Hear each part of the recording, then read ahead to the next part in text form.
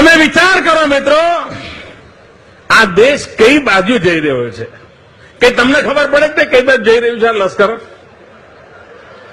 ગુજરાતમાં બધાને ખબર પડે, હા વિકાસ થઈ રહ્યો છે, આ થઈ રહ્યું, પેલું થઈ રહ્યું.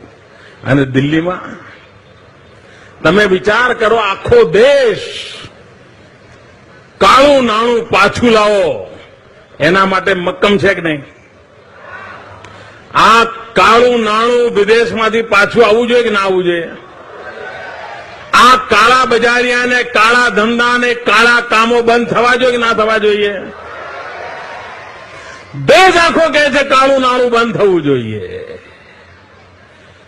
બાબા રામદેવ એમ કે છે કે કાળું નાણું બંધ કરવા માટે 1000ની નોટો રદ કરી નાખો.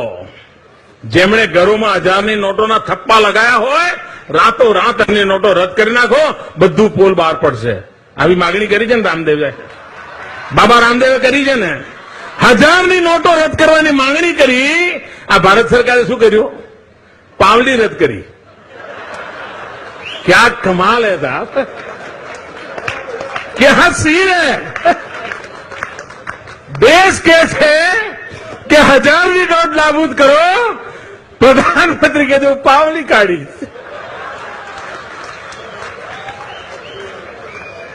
ચમનની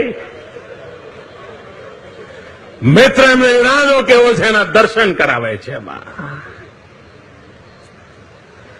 કાળા નાણાંની મુક્તિ થવા માટે 1000ની નોટો જાય એવું દેશ ઈચ્છે, એવું બાબા રામદેવ માંગણી કરે, ત્યારે ભારત સરકારે શરૂઆત ક્યાંથી કરી?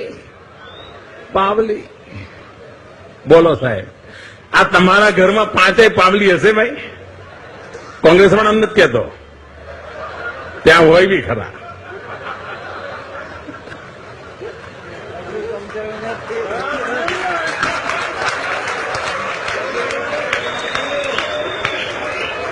શાબાશ શાબાશ.